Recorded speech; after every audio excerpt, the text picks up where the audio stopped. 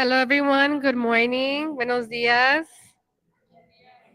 How are we feeling? How are we feeling, y'all? ¿Cómo nos sentimos? Bien. Qué bueno. Es lo que me gusta oír. That's what I love to hear.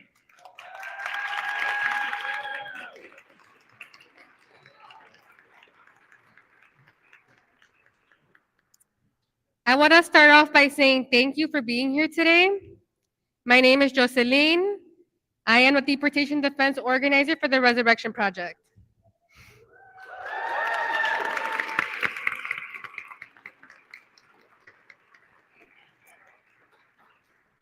And on behalf of Federico's family, our partners, and everyone who helped make today possible, thank you for showing up. This is what community looks like. This is what a powerhouse looks like. And thank you is not enough words to say that we are going to make some change today.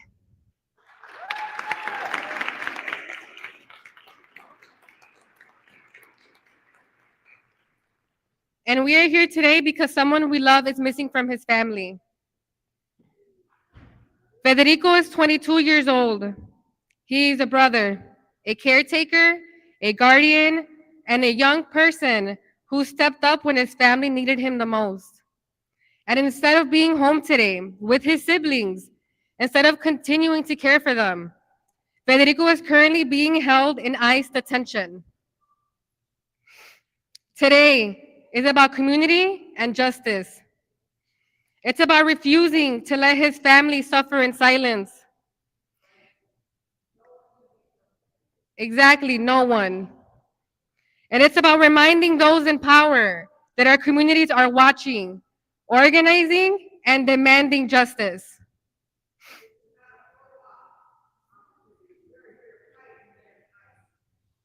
We know that detention doesn't affect one person. It impacts entire families. It creates fear, pain, and instability, especially for children who depend on people that are taking care of them. This vigil is a space for truth, for grief, and for collective strength. It's a space to honor Federico's humanity and to center the voices of those who love him the most.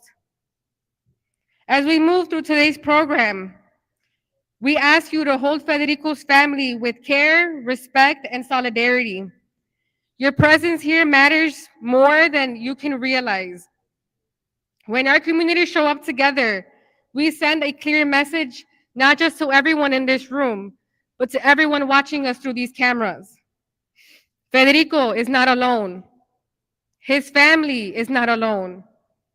And we will not stop demanding that he be brought home.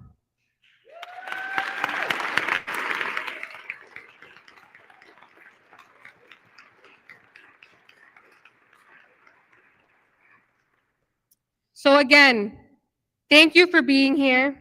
Thank you for standing with us. And before I move forward, I am going to be translating this in Spanish. So, buenos días y gracias por estar aquí. Mi nombre es Jocelyn y estoy aquí con el proyecto Resurrección. Gracias por acompañar a la familia de Federico y por mostrar que no están solos. Hoy estamos aquí porque Federico, un joven de 22 años, hermano y cuidador de sus hermanos menores, debería estar en casa con su familia y no en detención. Hoy estamos aquí porque Federico, un joven de 22 años, como dije, debería estar con su familia y no en detención. Esta vigilia es para alzar la voz, para acompañar a su familia y para exigir justicia. Cuando la comunidad se reúne, el mensaje es claro. Federico no está solo, su familia no está sola y merece volver a casa. Gracias por estar aquí.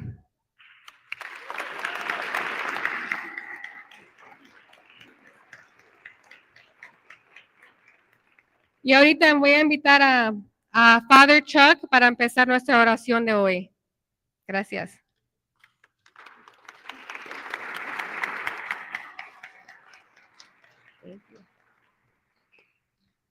Vamos a pedir a Dios su bendición sobre nuestra asamblea esta mañana y nuestro trabajo, y en particular sobre Federico y sus hermanos. Dios bueno, te damos gracias por ser un Dios muy bueno. Nos has creado, hombre y mujer, nos has destinado a estar en este mundo disfrutando de todo, compartiendo la vida, uniéndose en familia. Así que nosotros estamos aquí como una familia humana que tú has creado. Gracias. Nos has destinado a amarnos los unos a los otros como tú nos amas. Y quieres que estemos unidos en todo, desarrollando este mundo y disfrutando de la producción. Todo lo que producimos queremos compartir entre nosotros. Lamentablemente, hemos creado muchas divisiones, mucha discriminación.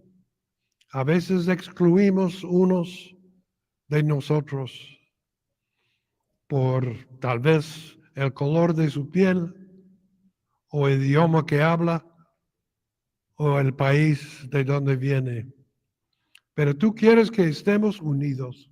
No has creado tú las fronteras que tenemos. Son producción nuestra. Ayúdanos a superar todas esas divisiones y vivir unidos. Y en este caso, queremos unirnos no solamente para defender a nuestro hermano Federico y sus hermanos, pero a todos los inmigrantes que vienen aquí buscando protección y vida. Han salido de la pobreza, han salido de opresión y de violencia y nos acuden aquí buscando paz y apoyo. Los recibimos con mucho amor, con brazos abiertos. Ayúdanos a abrazar a todos que vienen buscando así ayuda de nosotros. Todo esto queremos que nos ayudes a seguir luchando para tener justicia para todos los inmigrantes, pero en particular ahora para Federico y sus hermanos. Loving God, we give you thanks for being a God of love and life. You created us in your own image and likeness, and you gave us hearts capable of loving as you love. You gave us this wonderful world to develop and to enjoy, and you gave it to us as your family, your children. Unfortunately, we have created divisions among ourselves. We have distinguished, we have discriminated, maybe because of the color of our skin or the language we speak or the country we came from. But you want us all to be united and share this world and be brothers and sisters. Today we ask your blessings on Federico, but not only Federico, all the immigrants who come to this country looking for safety and prosperity. We can help them, we can receive them because we are family. Help Federico, especially now, and his brothers. May they be welcomed into this country, and may we open our arms for them and all who come to us for aid. And this we pray in the name of your Son, Jesus Christ, who showed us how to love one another. Amen.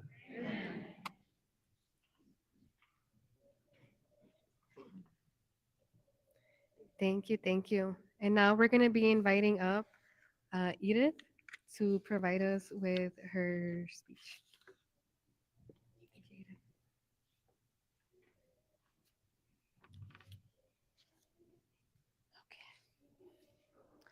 Good morning, and thank you so much for your time today. My name is Edith Rivera Corrington, and I have been an educator for over 20 years. During the course of my career, I have met incredible families, and some you never forget. families whose stories become woven into your own heartbeat. The Alcantar Flores family is one of mine.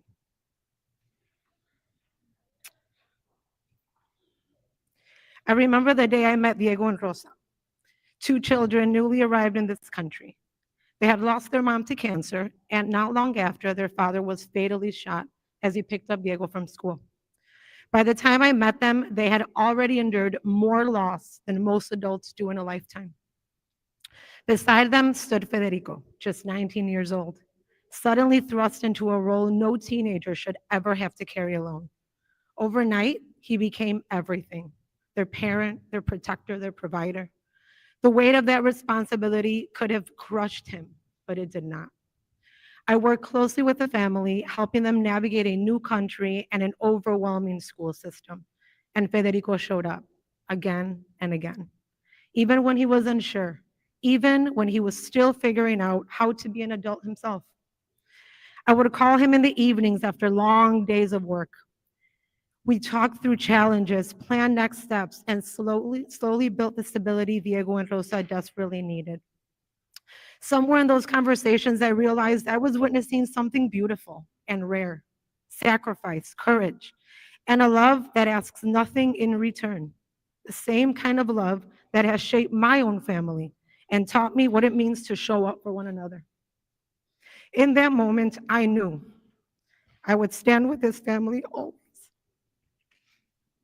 So when they moved out of the district, I couldn't stay away, sorry, because some bonds transcend job titles and district lines.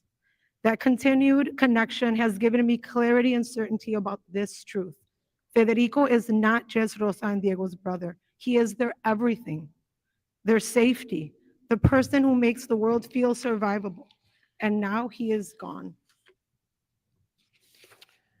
Since Federico's detention, I have watched these children unravel.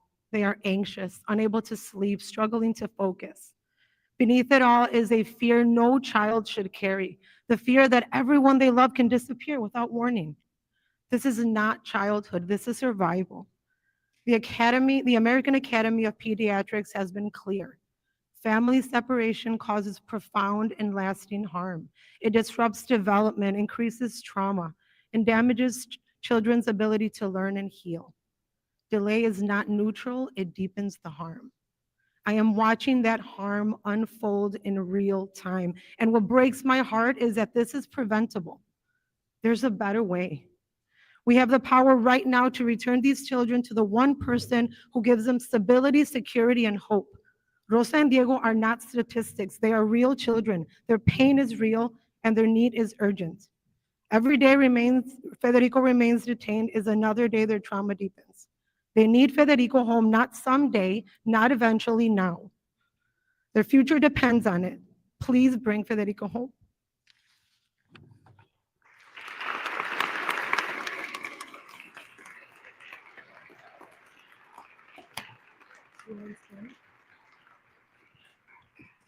You want the Spanish? Buenos días y gracias por su tiempo. Mi nombre es Edith Rivera Corrington y soy una educadora desde hace más de 20 años. A lo largo de mi carrera he conocido a familias increíbles, algunas de las cuales nunca se olvidan. Familias cuyas historias se entrelazan con la propia historia de uno. La familia Alcantar Flores es una de ellas. Conocí a Diego y a Rosa poco después de que llegaron a los Estados Unidos. Ya había sufrido pérdidas profundas. La madre falleció de cáncer y luego perdieron a su padre de forma violenta. A pesar de ello, eran niños brillantes, amables y con mucho potencial. Federico, su hermano mayor, asumió el rol de padre con solo 19 años. Se convirtió en su estabilidad, su apoyo emocional y la persona que les permitió sentirse seguros. Desde la detención de Federico, los niños viven con ansiedad y miedo constante. La separación familiar causa daños profundos y duraderos en los niños, y cada día de separación aumenta ese trauma. Esa situación es prevenible.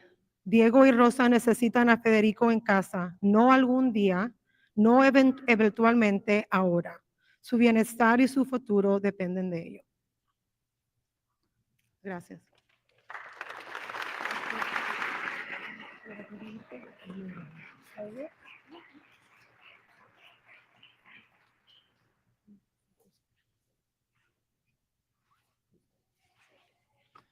Hola, buenos días. Mi nombre es Gilberto Antonio Sánchez y quiero platicarles de Federico Alexis. Federico ha sido por más de 9 años mi mejor amigo. Él es como un hermano para mí. Lo considero un hermano ya que estos años de amistad hemos vivido muchas cosas juntos. Aunque no compartimos la misma sangre, él es familia para mí y para el resto de mis seres queridos. Él es una persona muy sociable que se dirige a la gente con respeto, es una buena persona y de buen corazón. Federico es alguien que siempre va a estar para quien lo necesite, alguien que nunca le da la espalda a los demás. Desde que lo conozco, su familia siempre ha sido muy unida y ahora más, ya que solo cuenta con sus 2 hermanos menores. Federico pasa todo el tiempo junto con sus hermanos. Es doloroso ver cómo sus hermanos menores necesitan estar con Federico, ya que es el único que ha estado y se ha hecho cargo de ellos después de sufrir la muerte de su mamá y el asesinato de su papá. Él ha sido su apoyo, su estabilidad y su protección. Él es a quien yo pedí mucho antes de que fuera detenido, que fuera padrino de uno de mis hijos. Mi hijo no será bautizado sin él, ya que mejor padrino no podría tener, porque Federico es un ejemplo de amor, responsabilidad y compromiso con su familia. Después de darnos cuenta de que él había sido arrestado, tanto yo como sus hermanos, familia y conocido, hemos llegado a sentir miedo de salir a la calle, tristeza de saber por lo que Federico y sus hermanos están pasando emocionalmente. Esta detención no solo ha afectado a Federico, ha afectado a todos los que lo amamos. Los primeros días, tan solo imaginarme a mi hermano en custodia, lloraba. Aun cuando hablo con él, las lágrimas se me forman en los ojos y me duele tanto su detención. A mí se me hace algo injusto que Federico esté en detención en lugar de que esté reunido con su familia. Es injusto que un joven que ha cargado con tanta responsabilidad esté lejos de quienes dependen de él. Es injusto que sus hermanos tengan que crecer sin la persona que siempre ha estado para ellos. Federico pertenece a su familia.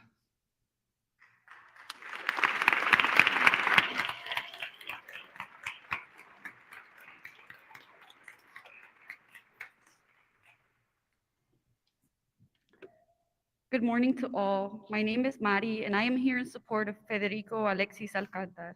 He is my cousin's best friend, and I am here to translate his personal testimony. Federico has been my best friend for over 9 years. He is like a brother to me. Even though we are not related by blood, he is family to me and to everyone I love. Federico is kind, respectful, and always there for others. He has a good heart and never turns his back on people who need him. He is especially devoted to his 2 younger siblings. After the loss of their mother and the murder of their father, Federico became their stability, their protection, and their caretaker. He spends all of his free time with them and has carried their responsibility at a very young age. His detention has caused deep pain and fear to all of us who love him.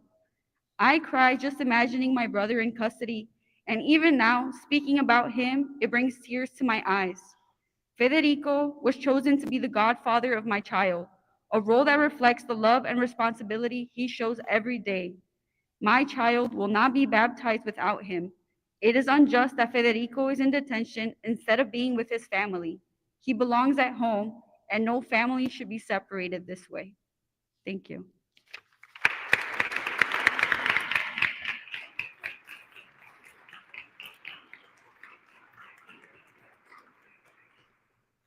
Buenos dias. Thank you for being here. My name is Catherine Greenslade. I am the attorney for Federico.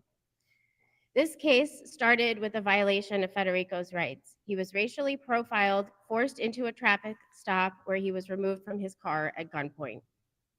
A federal district court granted habeas, a judgment that usually lets a person that shouldn't remain in detention, but despite that habeas order, an immigration judge denied bond.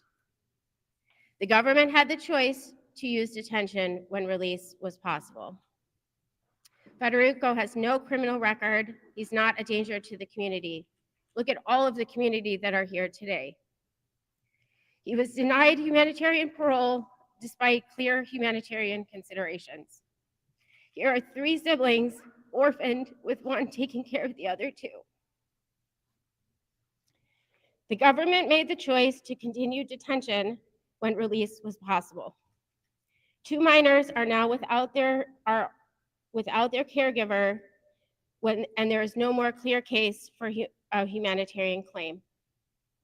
Under normal circumstances, he would have been out on bond within weeks of being detained. Instead, our government is spending incredible amounts of time and money to keep a young man from going to work and providing for his siblings. This is all by design, to cause pain, to disrupt communities, and to increase detention numbers. But we will continue fighting for Federico and for all who are wrongfully detained. Thank you.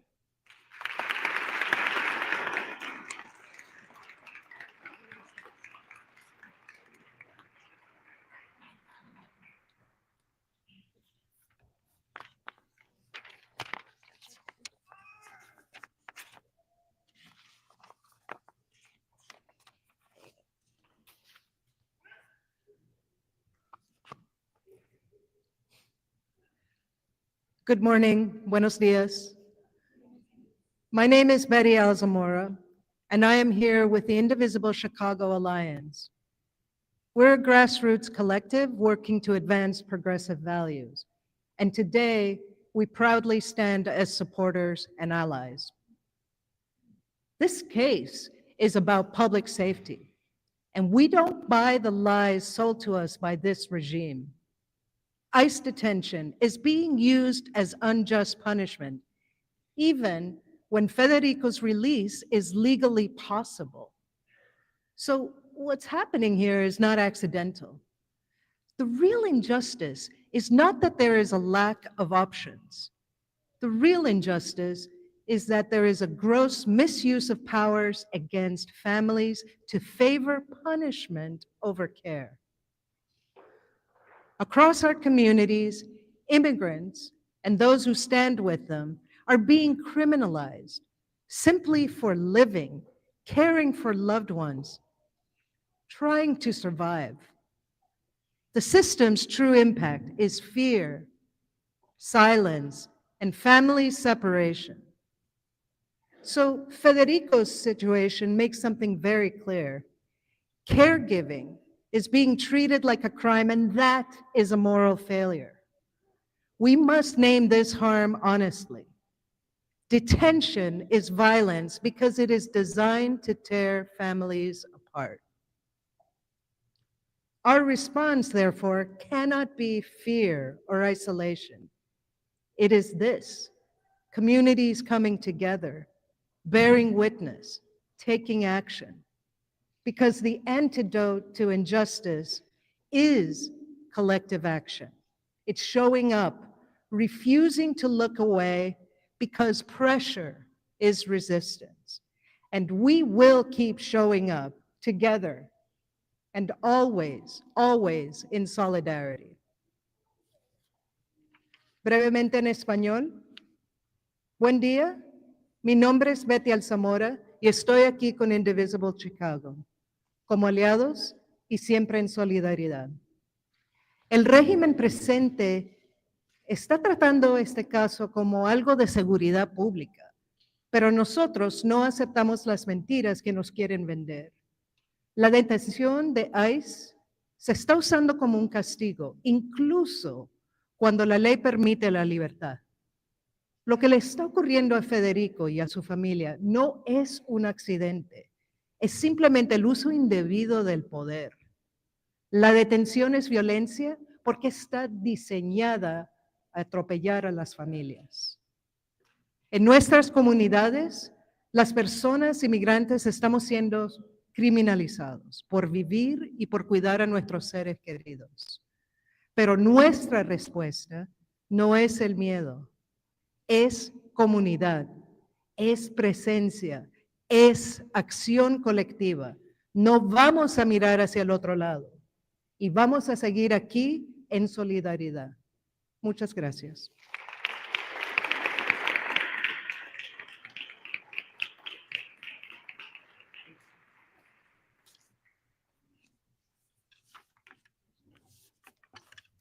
Buenos dias. I'm State Senator Rachel Ventura, and I'm proud to represent everyone living in the 43rd District, including Federico and his siblings. Today, I am here because what we're seeing with these recent immigration enforcement actions isn't just a policy debate happening in Washington. These are not just isolated headlines, but they are moments that shape how people see their governments and whether they feel safe in their communities. We have a federal administration wreaking havoc on our communities, causing fear and chaos to tear families apart, and we must not allow this. We are a nation of laws, but we are a nation of values. And the strength of our institutions come not just from what we enforce, but how we enforce it. We can enforce our laws without losing our values or our humanity. We can maintain order without spreading fear. And we can hold ourselves to a higher standard that reflects the values that Americans claim that we stand for. So we do not stand for families being torn apart and being separated overnight. We do not stand for children going to school not knowing if their parents will be there when they come home. We do not stand for workers living in fear, missing shifts because they're afraid to leave their home, and entire neighborhoods living in constant state of anxiety. But our values are simple. We stand for communities built on trust, dignity, and respect. We stand for a government that enforces our laws fairly, transparently, and with accountability. That is the kind of community that we all should be working for, all of us. One where the rule of law and human dignity go hand in hand. We are here today because we know behind every enforcement action is a human being. And when policies are driven by cruelty and fear, the human cost is real. And it is felt far beyond a single household. Our nation must do better. Recently, there was only one Democratic congressman to vote for ICE funding, and he is in this room today. And I hope that he has changed his mind and that he will continue to stand with us, both publicly and privately. So I want to thank everyone who took the time to be here today, the advocates, the community members, my fellow elected officials who will continue to speak up for our values. I especially want to thank my colleague, Senator Karina Villa, for her ongoing fight of keeping families together, who is also here in this room today. Your voice matters, and your presence here makes a difference. Let's bring Federico home.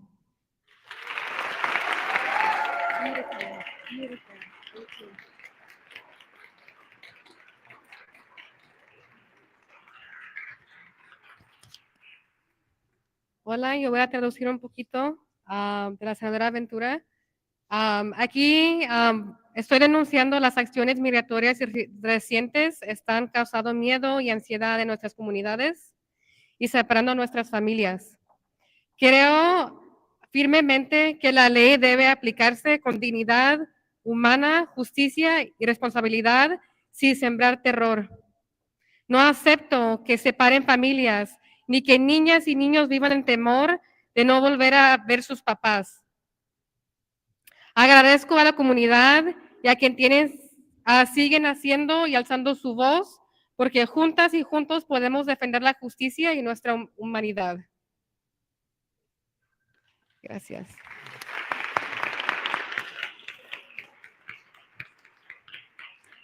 Y ahorita voy a invitar al congresista Jesús Chuy García.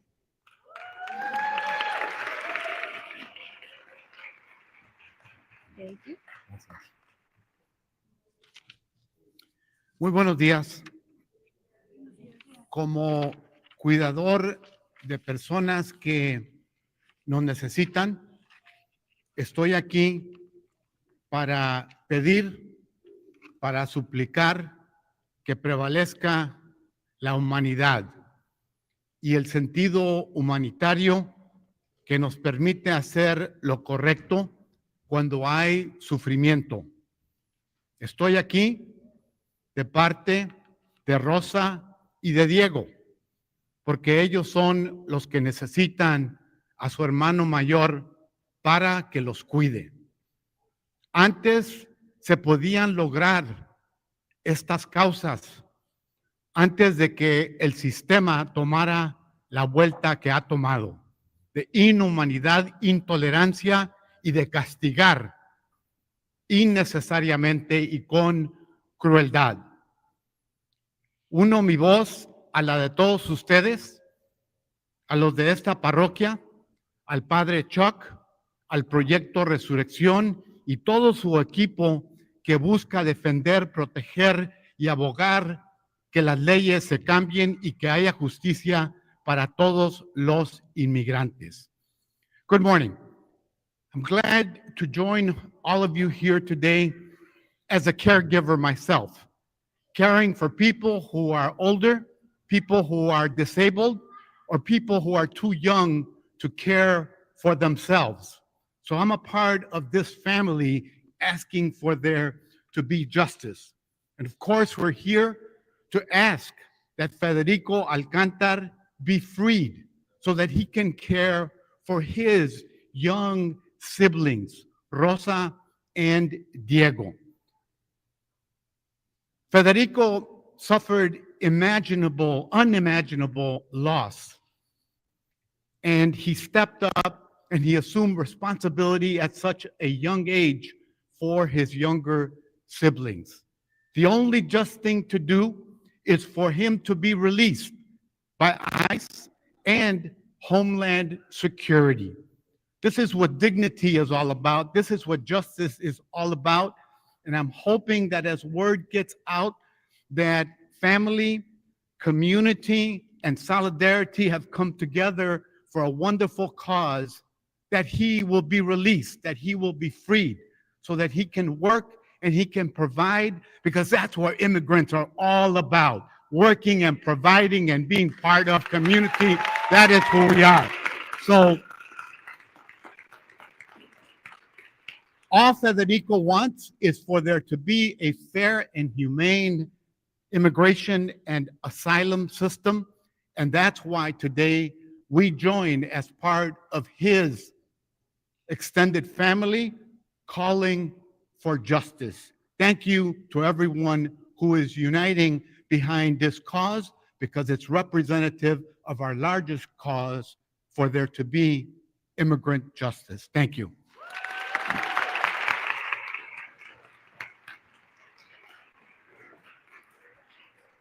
Thank you so much, Congressman. And I am going to be inviting U.S. Senator Dick Durbin. Thank you. Gracias. It is an honor to be here with the Resurrection Project and the community gathered today. I remember what the president said, and you do too.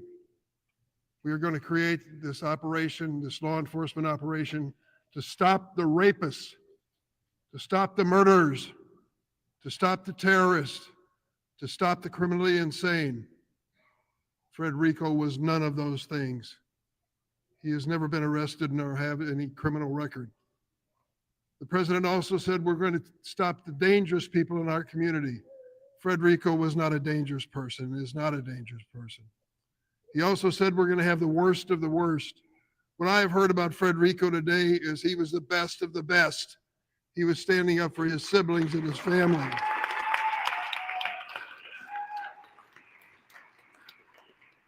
So this is not a matter of justice or protection, it's cruelty. Cruelty to separate his family, which has already endured so many pains with the loss of his mother and the killing of his father. I can't imagine. He had to try to put a life together for his siblings, and he was arrested. I've talked to his attorney, and they said it was mistaken identity. ICE was actually looking for someone else.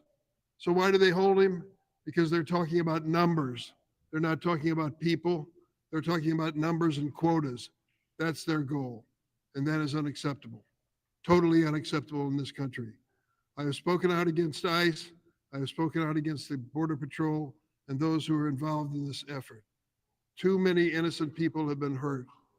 Just last week, Congressman Garcia brought one of his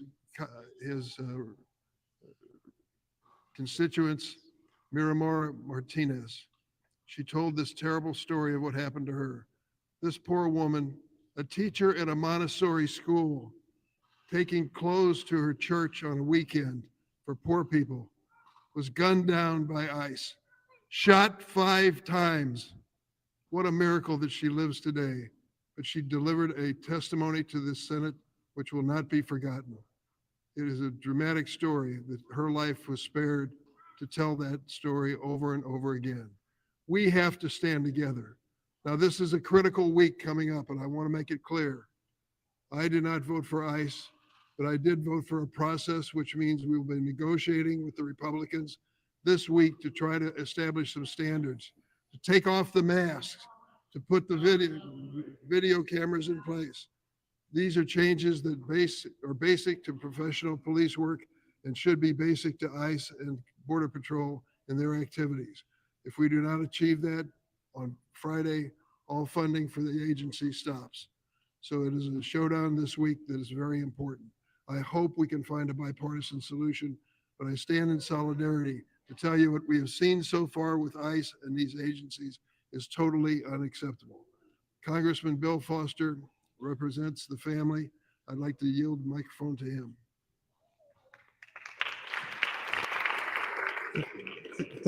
Thank you, Senator Durbin, and for everything you've done for immigrants through all of your career. I'm Congressman Bill Foster. I represent Federico, and the cruelty that is being shown to families throughout the 8 counties I represent and throughout our country cannot be described. And there is no alternative but to raise our voices when this happens. So I want to thank every one of you. Senator Durbin is exactly right. There will be a crucial moment at the end of this coming week when we will decide to shut down this government if we do not see ICE reformed. And so I just want to thank you all. Thank you all for being here. There is no substitute for raising our voices. Thank you.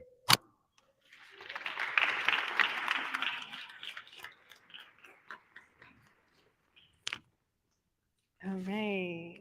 We're almost there, y'all, I promise. Ya mero, ya mero. I do want to thank everyone that has spoken so far, but we're almost done, right? But not just yet. I do want to give some brief remarks from Senator Duckworth's office. Unfortunately, they were not able to be here today. I know we have some of their staffers here, but a quick statement on their behalf is this situation is heartbreaking and unfortunately all too common in the hands of this administration's aggressive and cruel policies. My office will continue to fight for Federico and do everything we can to reunite him with his family. At this time, I also do want to thank a lot of the elected officials that showed up today before we go into our closing remarks. So I do want to say thank you to, again, Senator Rachel Ventura for speaking as well, Senator Karina Villa, Congressman Jesus Chuy Garcia, Congressman Bill Foster, and U.S. Senator Dick Durbin, as well as elected school board member Yesenia Lopez, for taking the time today on Saturday morning. It's freezing outside, but for being here, and for the rest of our speakers for showing what community looks like, and for every single one of you. But with that being said, we're gonna go into what we want, right? We're here for a reason, is to show support, but we're also asking for a call to action. So before we close out, we want to once again thank Federico's family for their courage and for trusting this community with their story. We are here for you today and beyond. What we share here today cannot end here. The presence we saw today, the voices, the solidarity, is only the beginning. What will bring Federico home is what we do after this vigil, and that's accountability. So we're here to ask for 3 clear actions. 1, sign and share the petition to free Federico. Who here has seen the petition? ¿Quién ha visto la petición de Federico? That's right, we've all seen it, right? So it's ensuring that we sign and share that petition, because every single signature builds pressure. Every signature tells his family that they are not alone. 2, keep speaking Federico's name. Share his story. Talk about what's happening. Do not allow this to go in silence. 3, stay connected and get ready to act. We will need this community prepared to show up, respond, and take action when called. Because when communities organize, families come home. But most of all, we ask our elected officials to stand with us, with Federico and his family, and everyone affected by this unlawful administration. So I will be asking Mariela to please come join me to close out this program.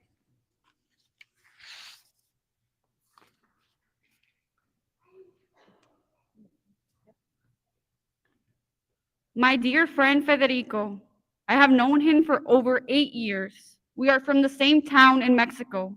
I still remember that Saturday morning when I found out, and the feeling of my heart crushing.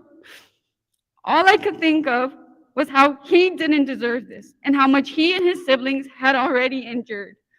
I'm going to remind you, he is only 22. He has not had a normal childhood, and his teen years have already been spent with him being a sole provider, emotionally and financially, for his 2 siblings. They have lost everything, and all they had was each other. Our efforts need to be put together so that every single person who has been detained illegally during this administration is allowed due process, a constitutional right for all. Federico was detained at gunpoint during Midway Blitz operation in Chicago in October of 2025, even though ICE was looking for someone else. So today, on behalf of Federico's family and friends, we are calling on elected officials to step forward, not quietly, not later, but publicly, and we want it now. We ask you to use your platform.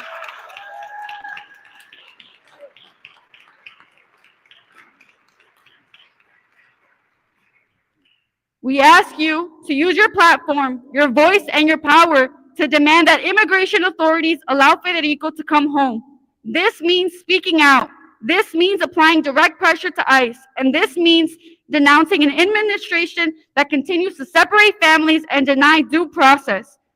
Federico's final court hearing is February 19. He does not have time to wait. His siblings do not have time to wait. We need you to stand with us and, on the record, help bring Federico home now.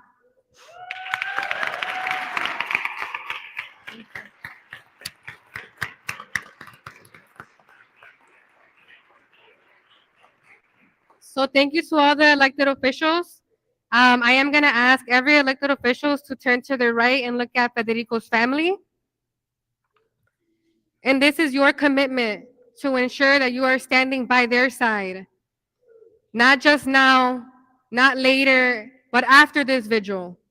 This is your commitment to help his family ensure that Federico has every right to due process to make it home. So I am going to be passing the mic to every single one of you to say I do. I stand with you today and tomorrow and every day after. Estamos con ustedes completamente. I do. I stand with the family. I stand with you as well. Para la familia de Federico estamos con ustedes. No nada más hoy, no mañana, y no nada más después de este programa. Pero estamos con ustedes durante todo este proceso. Y no están solos y no vamos a estar solos. Aquí está nuestra comunidad y no nos vamos a ir. Y no la vamos a rendir. Aquí estamos con ustedes. Muchas gracias.